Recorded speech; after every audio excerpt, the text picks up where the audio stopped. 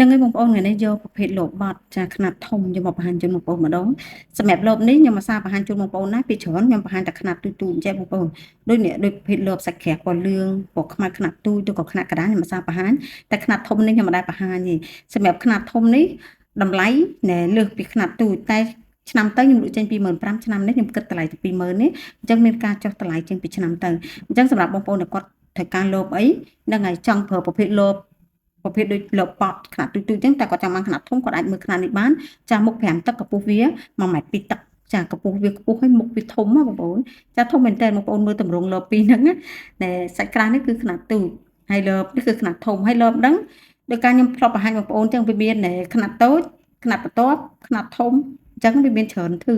តម្រងវាខុសគ្នាម្លេចហើយកម្ពស់វាខុសគ្នាបន្តិចអញ្ចឹងណាប៉ុន្តែខ្ញុំនិយាយខ្នាតនេះគឺខ្នាតធំតែម្ដងចាខ្នាតធំនេះតម្លៃ25,000កាលពីមុនតែឥឡូវនៅតែ20,000ទេអញ្ចឹងសម្រាប់បងប្អូនដែលយក5គឺ free ដឹកជូនណាសម្រាប់ខ្នាតនេះហើយចាំបងប្អូនដឹងថាកន្លែងខ្ញុំគឺកន្លែងដែលយើងផ្ដោតលើឧបករណ៍នេសាទបងប្អូនអត់បាច់ភ័យថាកន្លែងខ្ញុំមានអីវ៉ាន់បង្ហាញថាអត់ stop អីអត់បាច់ភ័យទេព្រោះអីវ៉ាន់យើងមាន stop ការផ្គត់ផ្គង់បងប្អូនពីមួយឆ្នាំទៅមួយឆ្នាំតែម្ដងណាអញ្ចឹងសម្រាប់មួយដែលថ្មីដែលគាត់អត់ដែរតាមដានអីបើបានអូឃើញចំអីកុំភ្លេចចូលមក follow ណែ page ឬក៏ TikTok ឬក៏ channel YouTube ទុកដើម្បីងាយស្រួលថ្ងៃក្រោយគាត់ត្រូវការមើលព័ត៌មានតាក់ទងមួយឧបករណ៍នេសាទផ្សេងៗអីគាត់អាចមើលនៅក្នុងនោះបាននៅពេលដែលមានអីវ៉ាន់ថ្មីក៏ខ្ញុំបង្ហាញនៅពេលតម្លៃមានការប្រែប្រួលចុះជាងមុនអីក៏ខ្ញុំធ្វើវីដេអូបង្ហាញជូនបងប្អូនតែគ្រាន់តែប្រភេទលបក្នុងមួយឆ្នាំចង្កាច់ខ្ញុំថតបានតែម្ដងបងប្អូនដោយបងប្អូននឹងស្រាប់ហើយថាសប្តាហ៍ថ្ងៃដូចសណាញ់ខ្ញុំមានជាងខ្លួនឯងធ្វើអញ្ចឹងយើងផ្ដោតលើសណាញ់យើងផ្ដោតលើអួនយើងផ្ដោតជាមួយនឹងដៃដាក់ត្រីអញ្ចឹងណាប្រភេទដែលជើងយើងធ្វើផ្ទាល់តែប្រភេទនេះជាឧបករណ៍ដែលយើងយកមកពីខាងក្រៅចានៃប្រភេទនេះគឺយើងយកមកពីខាងផ្សេងអញ្ចឹងណាពេលខ្លះពីមកវៀតណាមមកពីចិនអញ្ចឹងណាបងប្អូនមិនមែនជាឧបករណ៍ក្នុងស្រុកយើងទេអញ្ចឹងពីច្រើនយើងផ្ដោតជាមួយឧបករណ៍ក្នុងស្រុកច្រើនជាងដោយសារតែយើងមានជាងខ្លួនឯងធ្វើហើយសិតតែប្រជាជន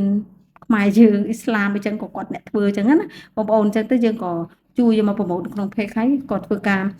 រៀបជូនបងប្អូនមិនថាបងប្អូនទិញស្រាប់ក៏បានកំងក៏បានអញ្ចឹងក៏យើងទទួលការធ្វើជូនគាត់អញ្ចឹងណាហ្នឹងហើយអញ្ចឹងសម្រាប់បងប្អូនដែលមានបរិការជាមួយនឹងលើបនេះហ្នឹងហើយគាត់អាច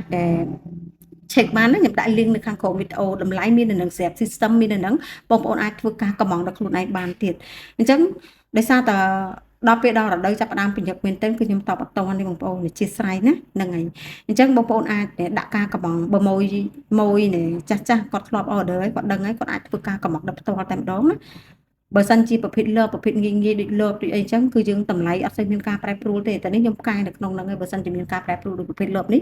បងប្អូនអាចដាក់ការកំងដល់ខ្លួនឯងបានហើយលឿនហើយងាយហើយបងប្អូនអត់បាច់ចំណាយពេលក្នុងការរងចាំទេចាហើយប្រភេទលើនេះគឺកាឡាពីកាឡានេះបងប្អូនសាច់ដែលខ្ញុំបង្ហាញជូននេះកាឡាពីកាឡាសាច់វាជាប្រភេទសាច់ទុនប្រភេទលើនេះហើយសាច់វាស្វិតមាំបងប្អូនអត់បាច់ភ័យថាងាយដាច់ងាយពុកផុយអត់ទេប្រភេទនេះហើយចំពោះម្សៅរបស់វានេះក៏អត់ងាយច្រេះដែរប្រភេទហ្នឹងម្សៅវាប្រើបានយូរបងប្អូនណាហ្នឹងហើយពេលដែលយើងធ្វើការប្រើយើងដំឡើងបែបហ្នឹងពេលដែលយើងមិនធ្វើការប្រើយើងអាចធ្វើការបត់ទុកដាក់បានប្រភេទលបនេះហើយដំឡើងទៅគឺធំមែនទែនសម្រាប់ខ្នាតធំនេះកម្ពស់វា1 ម៉ែត្រ 2 ទឹកហើយមុខរបស់វា5 ទឹកពេញតែម្ដងចាធំខ្លាំងមែនទែនហ្នឹងហើយអញ្ចឹងប្រភេទលបនេះខ្ញុំឃើញភ្ញៀវគាត់ទិញពីច្រើនគាត់យកកណ្ដុងទឹក10 មលកន្លះយកទៅចងក្នុងហ្នឹងឲ្យវាដៃតែបងប្អូនគាត់បោះទៅទឹកជ្រៅអ្នកខ្លះគាត់ទិញតែ5អីគឺគាត់តម្លាក់ចោលក្នុងទឹកតែម្ដងពេលមកពីធ្វើការអីគាត់លើកមើលអញ្ចឹងណាចូលកំភ្លៀងចូលទៅឆ្លាតចូលទៅឡាប់ចាចូលអីចឹងគឺចូលចម្រោះដែរប្រភេទលបហ្នឹងហើយបងប្អូនអាចប្រើទឹកជ្រៅក៏បានទឹករាក់ក៏បានប្រភេទលបនេះហ្នឹងហើយអញ្ចឹងសម្រាប់បងប្អូនដែលគាត់ត្រូវការប្រភេទលបមិនថាតែលបហ្នឹងលបផ្សេងក៏ដែរ link ខាងក្រោមវីដេអូគឺមានណាបងប្អូនអាចដាក់ការកំងបានពេលដែលចូល order គឺធ្វើការទូទាត់នៅក្នុងនឹងតែម្ដងបន្តិចទៀតខ្ញុំនឹងដាក់នៅកម្មវិធីនៅក្នុងនឹងសម្រាប់អ្នកដែលចូលកំងដំបូងដែលខ្ញុំបើកជាមួយនឹង system ហ្នឹងគឺខ្ញុំនឹង free សេវាជូនទាំងអស់ឲ្យតែភ្ញៀវដែលគាត់ចូលកំងផ្ទាល់ហ្នឹងហើយយើងនឹងមានការ free សេវាជូនចាអញ្ចឹងសម្រាប់បងប្អូនដែលគាត់មានតម្រូវការអាចធ្វើការកំងបានណាហ្នឹងហើយឆាតចូល page ក៏បានឆាតចូល Telegram ក៏បានឬក៏ចូល order ផ្ទាល់បាន